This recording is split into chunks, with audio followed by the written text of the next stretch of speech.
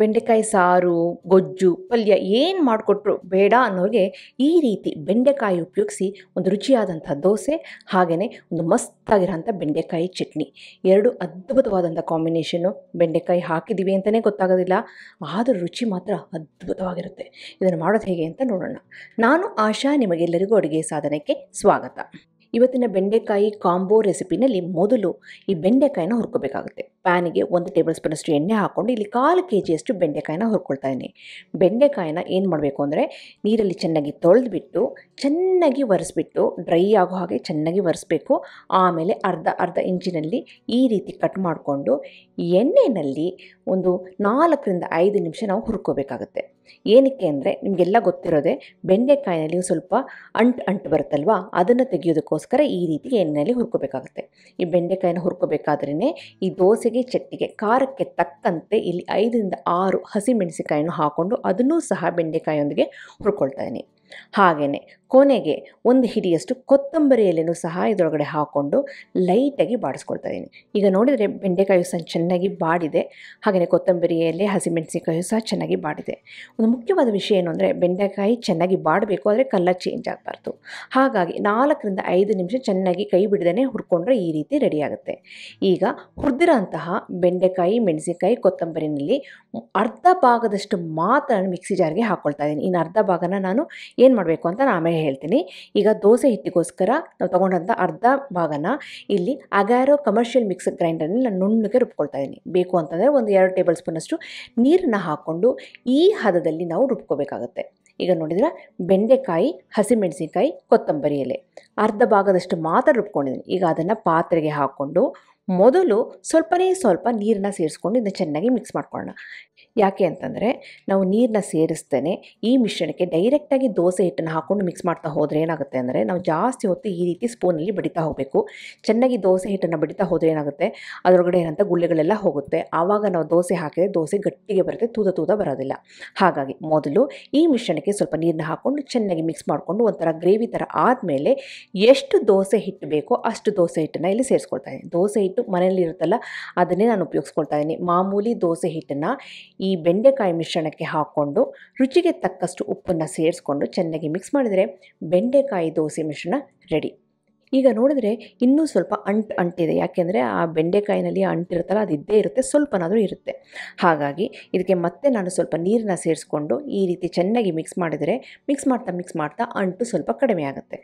ಹಾಗೆಯೇ ರುಚಿಗೆ ತಕ್ಕಷ್ಟು ಉಪ್ಪನ್ನು ಸಹ ಇಲ್ಲಿ ಸೇರಿಸ್ತಾ ಇದ್ದೀನಿ. ಮೊದಲೇ ದೋಸೆ ಹಿಟ್ಟಿನಲ್ಲಿ ಉಪ್ಪಿದೆ, ಆದರೆ ನಾವು ಬೆಂಡೆಕಾಯಿನ ಸೇರಿಸಿರೋದ್ರಿಂದ ಸ್ವಲ್ಪ ಉಪ್ಪಿನ ಅಂಶ ಕಡಿಮೆ ಆಗುತ್ತೆ ಅಂತ ಇಲ್ಲಿ ಸ್ವಲ್ಪ ಉಪ್ಪಿನ ಪುಡಿನ ಹಾಕ್ಕೊಂಡು ಚೆನ್ನಾಗಿ ಮಿಕ್ಸ್ ಮಾಡ್ಕೊಳ್ತಾ ಇದ್ದೀನಿ.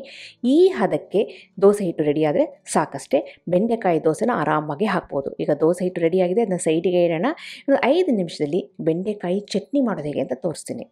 ಈಗ ನೋಡಿ, ಪ್ಯಾನಿಗೆ ಒಂದು ಅರ್ಧ ಟೇಬಲ್ ಸ್ಪೂನಷ್ಟು ಎಣ್ಣೆ ಹಾಕ್ಕೊಂಡು ಸ್ವಲ್ಪ ಸಾಸಿವೆ, ಜೀರಿಗೆ ಹಾಕ್ಕೊಂಡಿದ್ದೀನಿ. ಹಾಗೆ 1 ಟೇಬಲ್ ಸ್ಪೂನಷ್ಟು ಕಡಲೆಬೇಳೆ, 1 ಟೇಬಲ್ ಸ್ಪೂನಷ್ಟು ಉದ್ದಿನ ಬೇಳೆನ ಈ ಎಣ್ಣೆಯೊಂದಿಗೆ ಹಾಕ್ಕೊಂಡು ಲೋ ಫ್ಲೇಮಲ್ಲಿ ಬಾಡಿಸ್ಕೊಳ್ತಾ ಇದ್ದೀನಿ.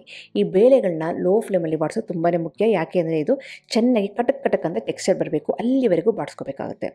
ಈ ಬೇಳೆಯಿಂದ ಆ ಚಟ್ನಿಗೆ ಒಂದು ಟೆಕ್ಸ್ಚರ್ ಕೊಡುತ್ತೆ. ಹಾಗಾಗಿ ಈ ಬೇಳೆನ ಮಿಸ್ ಮಾಡ್ದೇ ಹಾಕಿ. ಬೇಳೆಗಳು ಲೈಟಾಗಿ ಕಲರ್ ಚೇಂಜ್ ಆಗಿದೆ ಅಂದಾಗ ಇಲ್ಲಿ 4 ರಿಂದ 5 ಬೆಳ್ಳುಳ್ಳಿನ ಸೇರಿಸಿ ಅದನ್ನು ಸ್ವಲ್ಪ ಬಾಡಿಸ್ಕೊಂಡು ಆಮೇಲೆ 1 ಈರುಳ್ಳಿನ ತೆಳ್ಳಗೆ ಉದ್ದುದಕ್ಕೆ ಕಟ್ ಮಾಡ್ಕೊಂಡಿದ್ದೀನಿ, ಅದನ್ನು ಸಹ ಇಲ್ಲಿ ಸೇರಿಸ್ತಾ ಇದ್ದೀನಿ. ಅಕಸ್ಮಾತ್ ಬೆಳ್ಳುಳ್ಳಿ ಬೇಡ ಅಂತಂದರೆ ಬೆಳ್ಳುಳ್ಳಿನ ಸ್ಕಿಪ್ ಮಾಡ್ಬೋದು, ಅದ್ರ ಬದಲು ಸ್ವಲ್ಪ ಇಂಗಿನ ಪುಡಿನ ಸೇರಿಸಿ ಈ ಹಂತದಲ್ಲಿ ನೋಡಿ.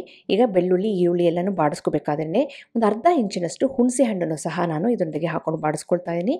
ಜೊತೆಗೆ ಒಂದು 3 ಟೇಬಲ್ ಸ್ಪೂನಷ್ಟು ಹಸಿ ತೆಂಗಿನಕಾಯಿ ಪೀಸಸ್ನ ಸೇರಿಸ್ತಾ ಇದ್ದೀನಿ. ತೆಂಗಿನಕಾಯಿ ಪೀಸಸ್ನಾದರೂ ಸೇರಿಸ್ಬೋದು, ಇಲ್ಲಾಂದರೆ ತೆಂಗಿನಕಾಯಿ ತುರಿನಾದರೂ ಸೇರಿಸ್ಬೋದು. ಈಗ ಎಲ್ಲ ಚೆನ್ನಾಗಿ ಬಾಡಿಸ್ಕೊಂಡು ರೆಡಿಯಾಗಿದೆ. ಈಗ ಅದನ್ನು ಮಿಕ್ಸಿ ಜಾರಿಗೆ ಹಾಕ್ಕೊಂಡು ರುಚಿಗೆ ತಕ್ಕಷ್ಟು, ಅಂದರೆ ಚಟ್ನಿಗೆ ಎಷ್ಟು ಉಪ್ಪು ಬೇಕೋ ಅಷ್ಟನ್ನು ಹಾಕ್ಕೊಂಡು ನಾವು ಮೊದಲೇ ಬೆಂಡೆಕಾಯಿ, ಹಸಿಮೆಣಸಿನಕಾಯಿ, ಕೊತ್ತಂಬರಿನ ಬಾಡಿಸ್ಕೊಂಡಿದ್ವಲ್ಲ, ಅದು ಅರ್ಧ ಭಾಗನ ಸೈಡಿಗೆ ತೆಗೆದಿಟ್ಟಿದ್ವಲ್ಲ, ಅದನ್ನು ಈರುಳ್ಳಿ, ಬೆಳ್ಳುಳ್ಳಿಯೊಂದಿಗೆ ಹಾಕ್ಕೊಂಡು ಈ ರೀತಿ ನುಣ್ಣಗೆ ರುಬ್ಕೊಂಡಿದ್ದೀನಿ. ರುಬ್ಬಬೇಕಾದ್ರೆ ಸ್ವಲ್ಪ ನೀರು ಬೇಕು ಅಂದರೆ ಸೇರಿಸ್ಕೋಬಹುದು. ಚಟ್ನಿ ಗಟ್ಟಿಗೆ ಇದೆ, ತುಂಬಾ ಚೆನ್ನಾಗಿ ಬರುತ್ತೆ. ಈಗ ಖಾರಕ್ಕೆ ನಾವು ಹಸಿಮೆಣಸಿನಕಾಯಿನ ಹಾಕಿದ್ವಿ, ಬಾಡಿಸ್ಕೊಂಡಿದ್ವಲ್ಲ, ಅದೇ ಸಾಕಾಗುತ್ತೆ. ಕೊನೆಗೆ ಇಲ್ಲಿ ಎಣ್ಣೆ, ಸಾಸಿವೆ, ಜೀರಿಗೆ, ಬೇಳೆಗಳು, ಕರಿಬೇವಿನ ಎಲೆ, ಕೆಂಪು ಮೆಣಸಿನಕಾಯಿನ ಹಾಕಿ ಒಗ್ಗರಣೆನ ರೆಡಿ ಮಾಡಿಕೊಂಡಿದ್ದೆ, ಅದನ್ನು ಇಲ್ಲಿ ಚಟ್ನಿ ಮೇಲೆ ಹಾಕ್ತಾಯಿದ್ದೀನಿ. ಈಗ ನೋಡಿದರೆ ಆರೋಗ್ಯಕರವಾದಂಥ ಬೆಂಡೆಕಾಯಿ ಚಟ್ನಿ ರೆಡಿಯಾಗಿದೆ. ಈಗ ದೋಸೆ ಹಿಟ್ಟನ್ನು ಸಹ ಮೊದಲೇ ರೆಡಿ ಮಾಡಿಟ್ಕೊಂಡಿದ್ವಲ್ಲ, ಅದನ್ನ ಸೈಡಿಗೆ ಇಟ್ಟಿದ್ವಲ್ಲ, ಅದನ್ನು ಉಪಯೋಗಿಸಿ ರುಚಿಯಾದಂಥ ದೋಸೆ ಹಾಕೋದು ಹೇಗೆ ಅಂತ ನೋಡೋಣ. ಇಲ್ಲಿ ಕಾವಲಿ ಚೆನ್ನಾಗಿ ಬಿಸಿಯಾಗಿದೆ, ಫ್ಲೇಮ್ ಹೈನಲ್ಲೇ ಇದೆ. ಮಾಮೂಲಿ ನಾವು ದೋಸೆ ಹೇಗೆ ಹಾಕ್ತೀವೋ ಅದೇ ರೀತಿ ಈ ಬೆಂಡೆಕಾಯಿ ದೋಸೆನೂ ಸಹ ಹಾಕೋದಷ್ಟೇ. ಈಗ ದೋಸೆ ಹಾಕಿದ ಮೇಲೆ ಎಣ್ಣೆನೋ ತುಪ್ಪನೋ ನಿಮ್ಗೆ ಏನು ಇಷ್ಟ ಅದು ಹಾಕಿಬಿಟ್ಟು ಮುಚ್ಚಿಬಿಟ್ಟು ಎರಡೂ ಬದಿನೂ ಸಹ ನಾವು ದೋಸೆನ ರೋಸ್ಟ್ ಮಾಡಬೇಕಾಗತ್ತೆ. ಬೆಂಡೆಕಾಯಿ, ಕೊತ್ತಂಬರಿ ಎಲೆ ಹಾಗೆ ಹಸಿಮೆಣಸಿನ್ಕಾಯಿನ ಚೆನ್ನಾಗಿ ರೋಸ್ಟ್ ಮಾಡಿ ರುಬ್ಬಿರೋದ್ರಿಂದ ಈ ದೋಸೆನೂ ಸಹ ಸ್ವಲ್ಪ ಹಸಿರಾಗಿ ಬರುತ್ತೆ. ಈಗ ಇನ್ನೊಂದು ಬದಿ ಹಾಕಿಬಿಟ್ಟು ಅದನ್ನೂ ಸಹ ಚೆನ್ನಾಗಿ ನಾನು ಬೇಯಿಸ್ತಾ ಇದ್ದೀನಿ. ರುಚಿಯಾದಂತಹ ಆರೋಗ್ಯಕರವಾದಂತಹ ಬೆಂಡೆಕಾಯಿ ದೋಸೆ ರೆಡಿಯಾಗಿದೆ. ಬೆಂಡೆಕಾಯಿ ಯಾರು ತಿನ್ನಲ್ವೋ, ಇಷ್ಟಪಡಲ್ವೋ ಅಂಥವ್ರಿಗೆ ಈ ರೀತಿ ದೋಸೆ ಚಟ್ನಿ ಮಾಡಿಕೊಟ್ರೆ ತುಂಬಾ ಇಷ್ಟಪಟ್ಟು ತಿಂತಾರೆ. ಈ ದೋಸೆನ ಹಾಗೇ ತಿನ್ಬೋದು ಮೊಸರು ಜೊತೆ, ಯಾಕೆಂದರೆ ಇದರಲ್ಲಿ ಉಪ್ಪು ಖಾರ ಎಲ್ಲ ಇರೋದ್ರಿಂದ ತುಂಬಾ ರುಚಿಯಾಗಿ ಬರುತ್ತೆ. ಈ ಚಟ್ನಿನೂ ಸಹ ಅನ್ನಕ್ಕೆ ಕಲಿಸ್ಕೊಂಡು ತಿನ್ಬೋದು, ರೊಟ್ಟಿ ಜೊತೆ ತಿನ್ಬೋದು, ಪ್ಲೇನ್ ದೋಸೆ ಜೊತೆ ತಿನ್ಬೋದು, ಚಪಾತಿ ಜೊತೆ ತಿನ್ಬೋದು. ನಿಮಗೆಲ್ಲ ಈ ರೆಸಿಪಿ ಇಷ್ಟ ಆಗಿದೆ ಅಂತ ಅಂದ್ಕೊಂಡಿದ್ದೀನಿ. ಖಂಡಿತವಾಗ್ಲೂ ಮಾಡಿ ಹೇಗೆ ಬಂತು ಅಂತ ನಾನು ಕಮೆಂಟ್ ಸೆಕ್ಷನಲ್ಲಿ ದಯವಿಟ್ಟು ತಿಳಿಸಿ. ಹಾಗೆ ನೀವು ಅಡುಗೆ ಸಾಧನಕ್ಕೆ ಸಬ್ಸ್ಕ್ರೈಬ್ ಆಗಿಲ್ಲ ಅಂದರೆ ತಡ ಯಾಕೆ, ಈಗಲೇ ಸಬ್ಸ್ಕ್ರೈಬ್ ಆಗಿ ಪಕ್ಕದಲ್ಲಿರುವ ಬೆಲ್ ಬಟನ್ ಕೂಡ ಟಚ್ ಮಾಡಿ. ನಿಮಗೆ ವಿಡಿಯೋ ಇಷ್ಟ ಆಯಿತು ಅಂದರೆ ಲೈಕ್ ಬಟನ್ನ ಕ್ಲಿಕ್ ಮಾಡಿ, ಫ್ರೆಂಡ್ಸ್ ಆ್ಯಂಡ್ ಫ್ಯಾಮಿಲಿ ಜೊತೆ ಶೇರ್ ಮಾಡಿ, ವಾಟ್ಸಪ್ಪಲ್ಲಿ ಶೇರ್ ಮಾಡಿ. ಮತ್ತೊಂದು ಇಂಟ್ರೆಸ್ಟಿಂಗ್ ರೆಸಿಪಿಯೊಂದಿಗೆ ಭೇಟಿ ಆಗ್ತೇನೆ. ಎಲ್ಲರಿಗೂ thank you. Bye bye. See you.